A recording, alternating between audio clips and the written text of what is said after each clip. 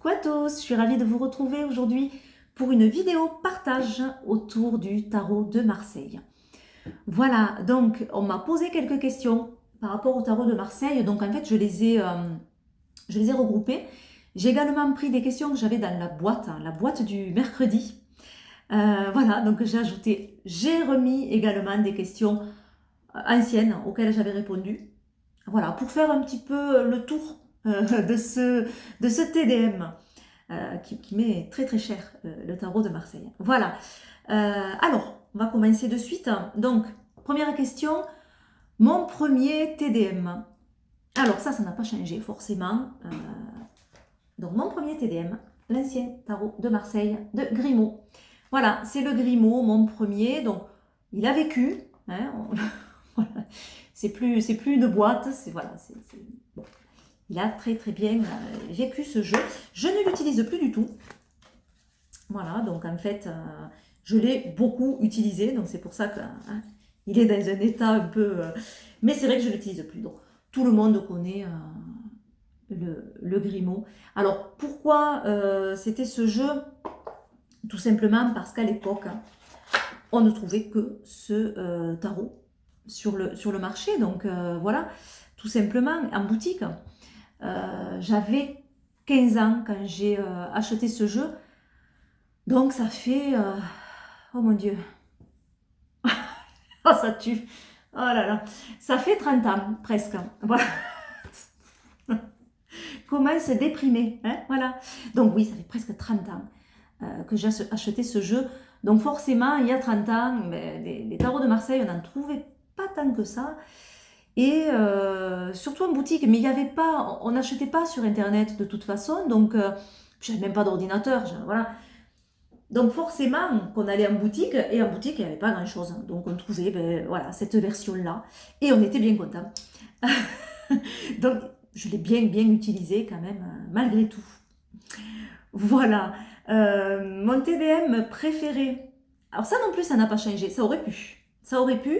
Ça n'a pas changé parce que j'ai eu un gros coup de cœur sur ce jeu et c'est resté en fait. Voilà. Alors j'en ai deux versions.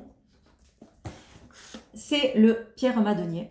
Donc le facsimilé, le vrai facsimilé de 2012 qui n'est plus édité, celui-ci. Et celui-ci, c'est celui de 2016 qui a été, vous verrez, arrangé un petit peu parce que dans celui-là, il y a toutes les traces fantômes, il y a les bavures, etc.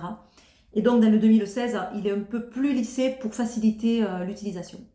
Alors, je dirais que mon TDM préféré, c'est celui-ci. Voilà.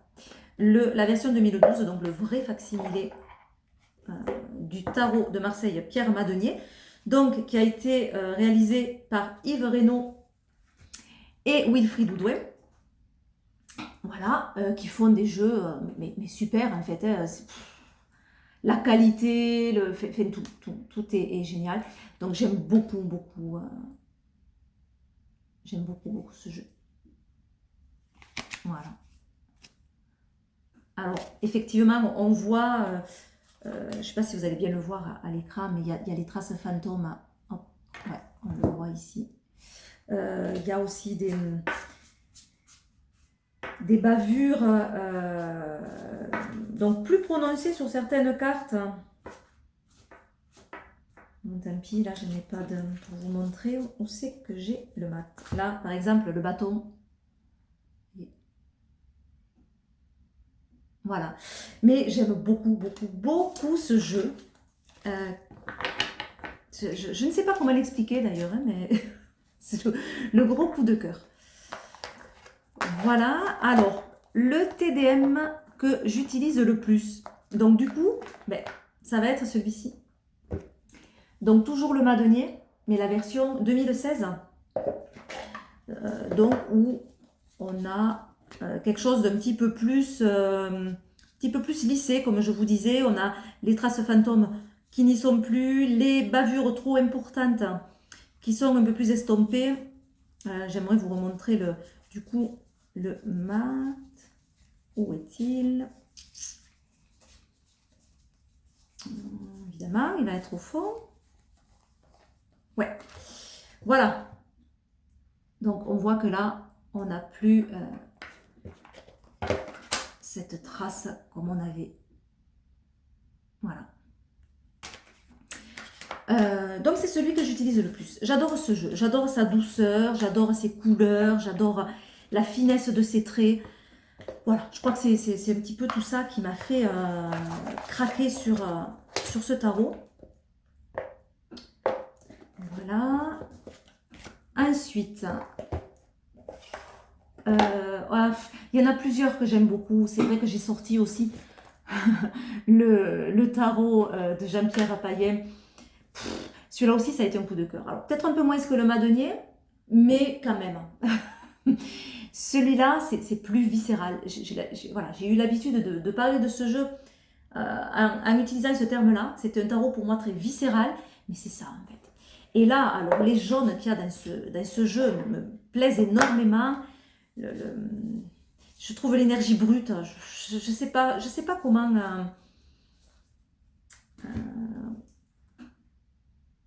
Voilà, comment vous exprimez mon ressenti sur ce jeu.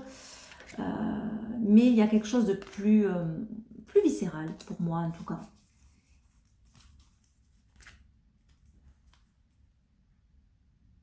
Voilà, donc j'adore le païen. Quand même, j'avais envie de vous le montrer quand même. Voilà, donc toujours un jeu de Yves Reynaud et Wilfried Audouin. Voilà. Ton dernier TDM. Alors, mon dernier TDM, c'est un cadeau. Personne ne se reconnaîtra, j'y fais des gros bisous. C'est le tarot de Rivesaltes. Voilà, il est magnifique. Il est sublime. Donc, avec des peintures à la main. Je ne sais pas si on voit bien le relief de la boîte. Donc, c'est un tarot de Benji Gross. On a une boîte aimantée. Voilà. Et on a de très grandes cartes. Alors, un dos qui est sublime. Et alors, de grandes cartes. Pour vous montrer la différence, si je reprends le Madenier.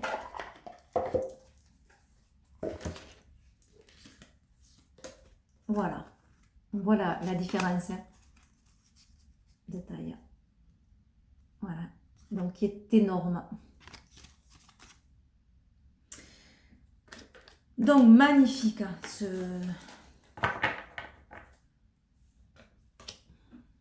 On a des couleurs. Alors, je ne sais pas si à la caméra, ça va bien ressortir. Au niveau de la peinture, en fait, des reliefs. Des oranges très, très beaux. Alors, il s'inspire justement du païen que je vous parlais. Donc, on retrouve quand même cette énergie du païen, avec des teintes un petit peu différentes, avec un peu plus d'orangé, mais je trouve très lumineux. Déjà que je le trouvais lumineux le païen, alors là c'est magnifique. J'aime beaucoup, beaucoup, beaucoup en fait.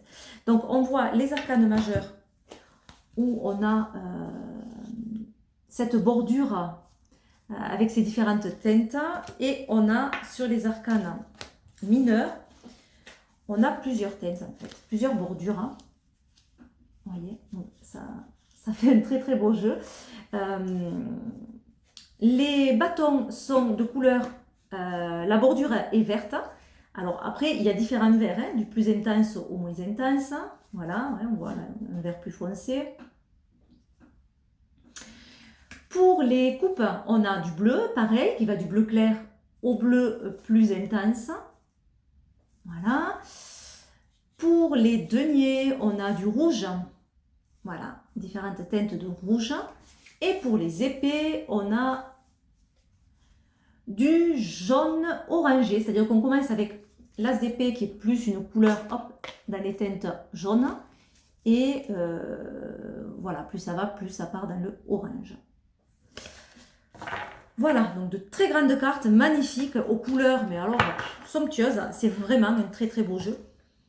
Très très belle boîte également. Voilà, on le trouve aussi sur le site de Yves Reynaud. Ensuite, ton prochain TDM. Je sais pas trop. J'avoue que je sais pas trop. J'aime bien le Pierre Cheminade qui m'interpelle. Hein. Il me déplaît pas. Il y a également le François Gassman. Allez voir la chaîne de Mime. Elle présente justement ces jeux et elle les présente très très agréablement. Elle est de toute façon très agréable à écouter, Mime. Et voilà, il y a une très belle vidéo de présentation de ces tarots. Voilà, et vous verrez comme ça le Cheminade et le François Gassman. Mais voilà, je suis intéressée par ces deux jeux. Ils ne me déplaisent pas, en tout cas, ils attisent ma curiosité. Mais je ne suis pas définie encore sur mon prochain TDM. Voilà. Comment interprètes-tu les arcanes mineurs du TDM? Alors, comment j'interprète les arcanes mineurs du TDM? Alors, moi, j'utilise deux notions pour interpréter les... Alors, c'est vraiment ma façon de faire à moi. Hein. Attention, voilà, je ne vous dis pas qu'il faut interpréter comme ça les arcanes mineurs du TDM. Pas du tout. Mais moi, ma façon de faire se base sur deux notions, on va dire, qui sont la numérologie. Voilà, donc j'utilise en fait l'énergie des nombres que je vais associer aux séries. Hein, coupe, bâton, denier et épée. Voilà, alors par exemple, si on prend le 4, au niveau numérologie, le 4, on va avoir une organisation, la stabilité, le règlement, la structure, les bases. On va avoir le côté matérialisation des choses, le matériel dans tout son ensemble, le corps, le travail, etc. On va avoir une idée de sécurité dans le 4, hein, de quelque chose d'enfermé. On a cette image du carré. On a aussi une notion de territoire, de quelque chose délimité, défini. On a le cadre. Donc voilà, toute cette notion de cadre. On va pouvoir utiliser cette énergie du 4 dans les séries. Donc, ce que je viens de vous dire là, on peut le mettre par exemple au 4 de coupe, où là, par exemple, parce qu'on peut voir d'autres choses, mais par exemple, on va pouvoir parler de la construction, de la relation, de protéger ce que l'on aime également, d'agir et de construire en fonction de nos désirs, en fonction de nos envies, de notre sensibilité aussi. Qu'est-ce qu'on va voir encore? On peut parler de façon négative maintenant. C'est la même chose. On peut voir en fait cet aspect-là sous l'angle négatif. C'est-à-dire que quand on parlait de sécurité, on va pouvoir parler de surprotection, d'étouffement, de rigidité. Au niveau des coupes, ça va être par exemple une rigidité affective, un besoin de sécurité au niveau affectif, qui fait qu'on est peut-être en état de dépendance face à l'autre, par exemple. La routine aussi, une idée de quelque chose où il n'y a pas d'énergie, en fait ça tourne. Un manque de liberté également. Voilà. Voilà, au niveau du 4 par exemple, et au niveau des coupes. Si maintenant ce 4 on le met aux épées, donc les épées, toute la sphère mentale, intellectuelle, des pensées, des idées, donc forcément là on va avoir un esprit beaucoup plus pratique, on va avoir le rationalisme, on va avoir aussi, pourquoi pas, la construction des idées qui permettent de matérialiser un projet. Les idées se structurent. Du côté négatif, on va avoir une rigidité dans les pensées qui fait qu'on va être peut-être obtus, qu'on va être enfermé dans ses principes, ses idées, et on va avoir du mal à s'ouvrir aux idées des autres, par exemple. Voilà, à peu près. Donc, on prend l'énergie du nombre et on le colle à la série. Voilà la première chose. Et la seconde chose, c'est que j'utilise forcément l'illustration. Voilà. Alors, c'est vrai qu'on a tendance à entendre que le tarot de Marseille n'est pas illustré. Alors, j'ai un petit peu de mal avec ça, parce que, si, il est illustré. C'est pas un carton vierge, c'est pas un carton blanc. Les cartes, il y a bien une illustration dessus. Il n'y a pas de scénette de vie, c'est vrai. Mais il reste quand même illustré. Et il y a plein de choses, en fait, dans ces illustrations. Il y a plein d'éléments. On a des feuilles, on a des fleurs, on a des éléments qui sont disposés différemment, les symboles qui sont mis... voilà. ça laisse énormément en fait de place à l'imagination. Et des fois, on entend l'inverse, ou on entend dire que le TDM ne laisse pas de place à l'imagination. Or, c'est faux, parce qu'il en laisse beaucoup plus, justement. Il ne ferme pas. Donc, il donne beaucoup plus libre cours. Après, là où effectivement, on peut se dire que sur le travail projectif, de projection, un petit peu plus difficile avec le Marseille. Ça, c'est sûr. Voilà, mais pas au niveau de l'imagination et pas au niveau de l'interprétation. Et l'illustration, encore une fois, il est illustré. Alors, je ne sais pas, là, on va prendre des arcanes. Hop, le premier, là. Par exemple, on a un 3 de coupe. Alors, on voit qu'il y a une illustration, hein, on voit les deux coupes d'en bas et une coupe vers le haut. Alors, cette coupe, on voit qu'elle est surélevée, donc elle est mise en avant. Il y a une élévation de quelque chose. Il y a aussi une protection. On voit que cette coupe, elle est protégée par les feuilles. Elle est aussi, on peut imaginer un cœur à la base. Alors, elle n'est pas entourée de ce cœur, mais à la base, il y a ce cœur. Donc, on pourrait voir aussi l'union du masculin et du féminin en bas, hein, avec ce cœur qu'il y a entre les deux. Et cette union du 1 et du 2 amène une autre voie et amène cette troisième coupe. La création. Donc là, on a forcément aussi cette idée de création, d'autre chose dans la relation. On a une idée du coup de protection, on a une idée... alors moi, quand je vois ces fleurs, elles me font penser à du pavot. Et le pavot, du coup, je peux y voir l'ivresse des sentiments, je peux voir une espèce d'adoration, d'aduler l'autre, d'exaltation aussi, pourquoi pas d'addiction. Forcément, du coup, en négatif, on va pouvoir parler d'addiction, on va pouvoir parler d'illusion, peut-être de trop être dans l'exaltation excessive, de surprotection, si nos yeux se portent sur ces feuilles qui protègent. Voilà. Mais on a des illustrations, voilà, l'illustration va nous donner des éléments. Et moi, je vais quand même m'attarder et m'accrocher à ces éléments-là pour utiliser le tarot, enfin les arcanes mineurs du TDM. Voilà. Par exemple, là, il y en a une autre, c'est le 9 de denier. Le 9 de denier. Alors, moi, j'ai l'habitude d'y voir l'accouchement dans cette carte. Voilà, pour moi, c'est la tête du bébé. Là, voilà. Et le 9, forcément, en énergie déjà au niveau du nombre. Le 9, on a cette idée de bilan. On va vers la fin avec le 9. Le 9 marque la fin de quelque chose. Avec le 10, on sera dans un renouveau, une nouvelle dynamique. Mais avec le 9, on arrive au terme. Là, pour moi, c'est la naissance. On est bien au terme de quelque chose. On peut le voir comme un passage, comme une crise. Voilà, et comme la fin en fait de la matérialisation de quelque chose et une nouvelle construction qui va démarrer, par exemple. Et de façon négative, on peut imaginer l'expulsion, voilà, on peut être expulsé, on peut être le rejet peut-être également, le fait de... Voilà, en fait, je vais vraiment m'attarder à des petites notions que je vois dans la carte et qui vont me parler au moment du tirage, forcément en association avec les autres cartes, forcément. Il peut me parler de crise économique aussi, au niveau négatif, par exemple. 3 de denier. Ah, tu as le 3 de denier, on avait le 3 de coupe.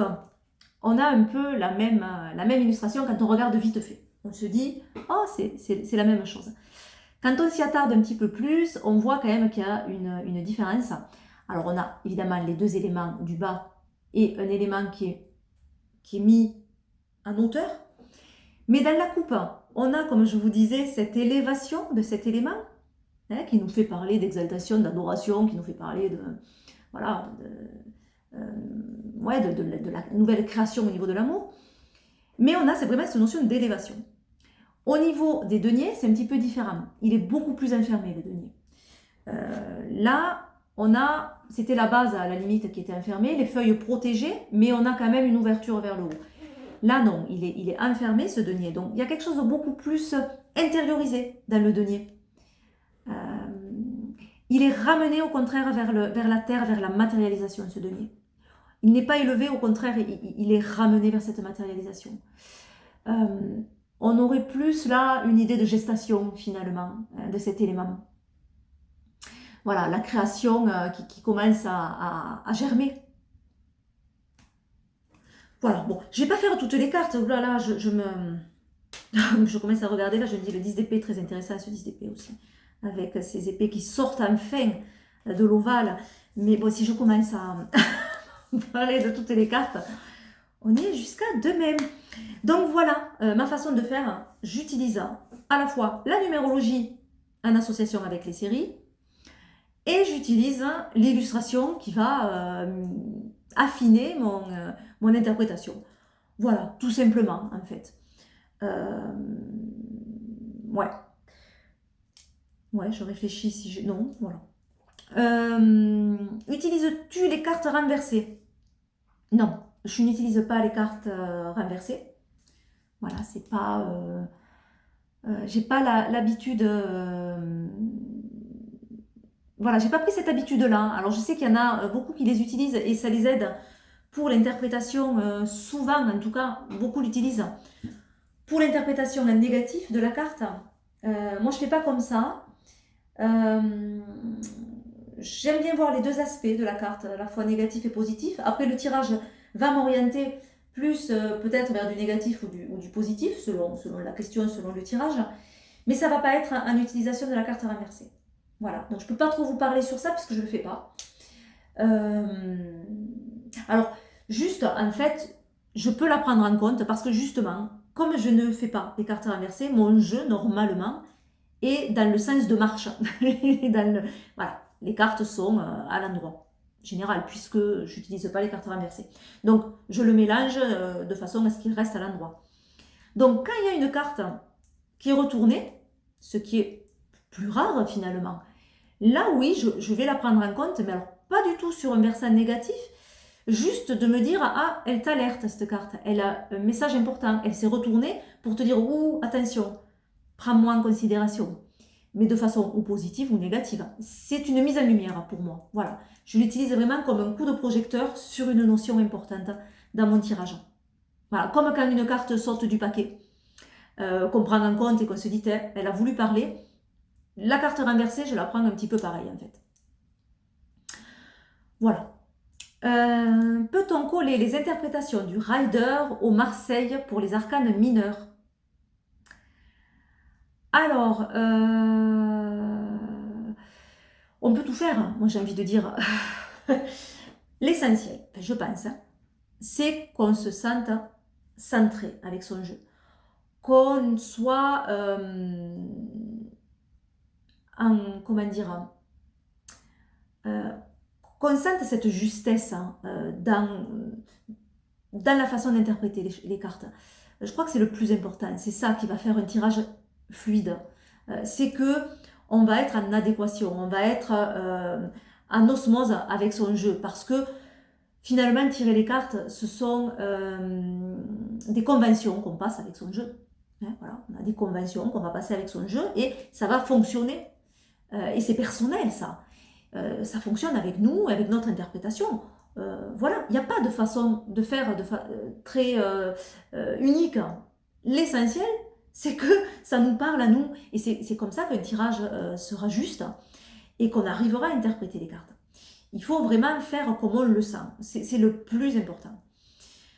Donc, si vous sentez que vous n'arrivez pas à interpréter le tarot de Marseille et pourtant vous adorez l'utiliser parce qu'il vous plaît énormément et que vous vous dites, mais hop, je vais y coller l'interprétation du Rider, mais pourquoi pas si ça vous parle? Et ça marchera certainement.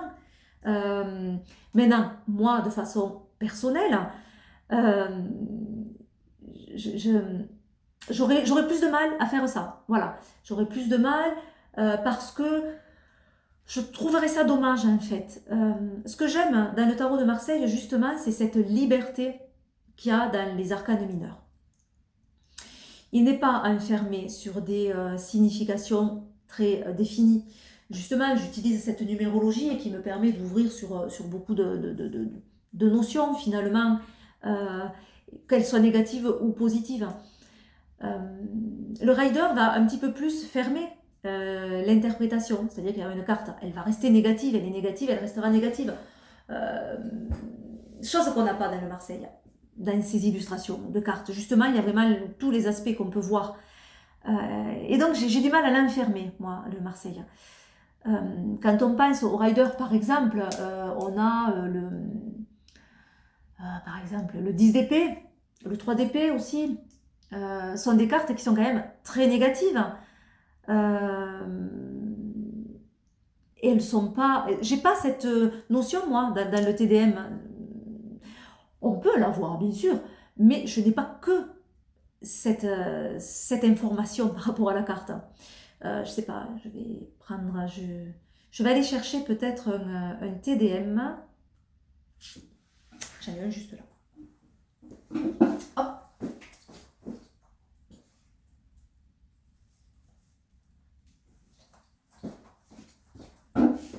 Voilà. J'ai le Hanaka Tarot. Alors, dans le Hanaka Tarot, ben, par exemple, si...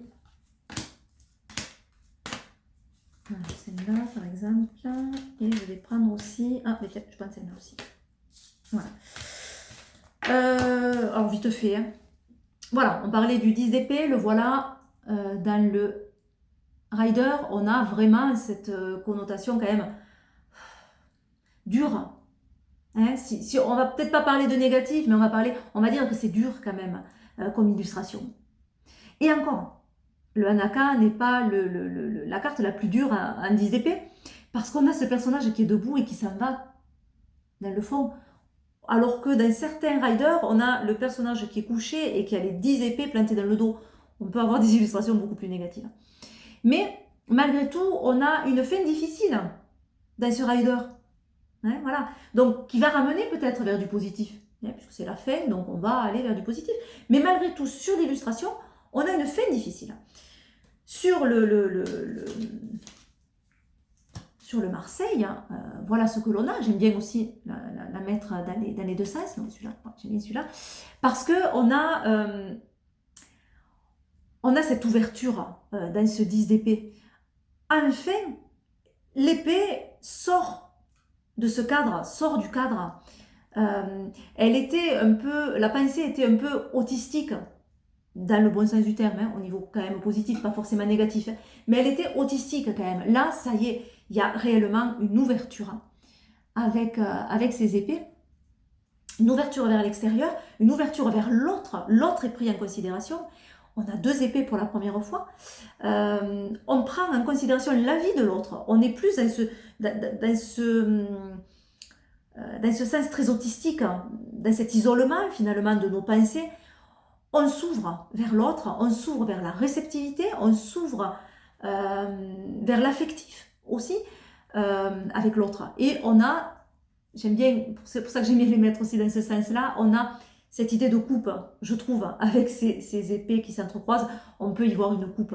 Et donc, on va vers les coupes, vers la réceptivité, vers l'affectivité. Donc, on a quelque chose qui peut être très positif dans cette fin. Voilà, donc on a quelque chose quand même de très différent. On peut coller ça là. Mais voilà, moi, personnellement, je vais avoir un petit peu plus de mal du coup. Ça ne fera pas sens pour moi. À l'inverse, on peut avoir des cartes très positives, c'est pour ça que j'ai sorti celle-là. Le 9 de coupe. Dans le rider, c'est souvent la carte des souhaits, ce 9 de coupe. Et il y a souvent dans les illustrations une grande abondance dans ces cartes-là. J'ai pas sorti, j'aurais pu sortir plusieurs 9 de coupe, vous auriez vu, mais voilà, on a souvent une idée quand même d'abondance dans ces 9. Alors que si je prends... ah non, j'espère qu'il n'est pas très loin.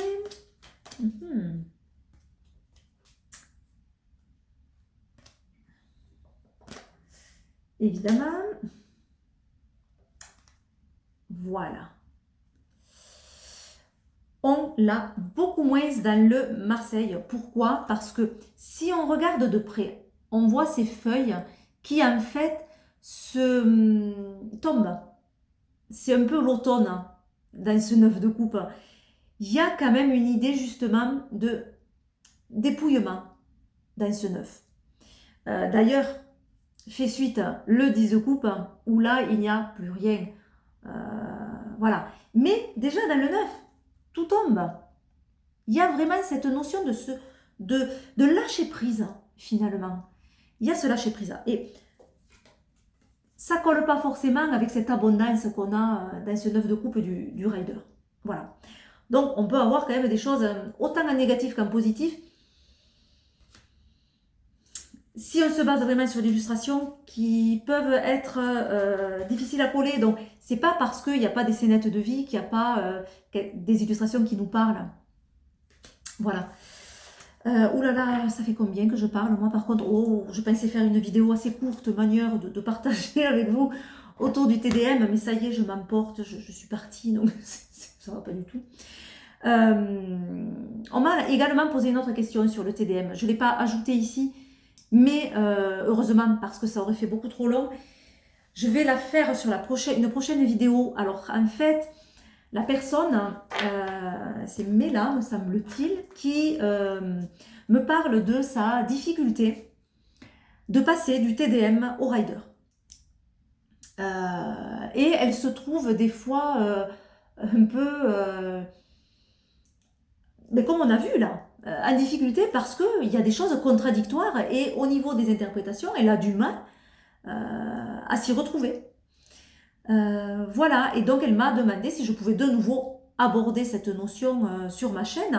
Alors effectivement, j'en ai plus ou moins parlé dans d'autres vidéos, donc je veux bien refaire une vidéo sur ce thème-là, sachant que j'apporterai rien de nouveau, hein, forcément, mis à part mon expérience personnelle, hein, voilà, puisque moi aussi, je suis passée du TDM au rider, mais l'inverse va être juste aussi, c'est-à-dire quelqu'un qui va passer du rider au TDM va aussi se trouver avec des questions, des questionnements en fait. Voilà, donc oui, j'aborderai ça autour d'une vidéo, les questionnements en fait que j'ai eu moi, personnellement, quand je suis passée du TDM au rider et comment en fait j'ai fait et comment je fonctionne avec les deux systèmes. Voilà, mais oui, je ferai une autre vidéo parce que si je commence à vous parler de ça, je pense que vous passez la journée avec moi. Voilà, je vous fais plein de gros bisous, je vous souhaite une bonne journée ou bonne soirée, ou une bonne nuit, et je vous dis à très vite. Bye bye.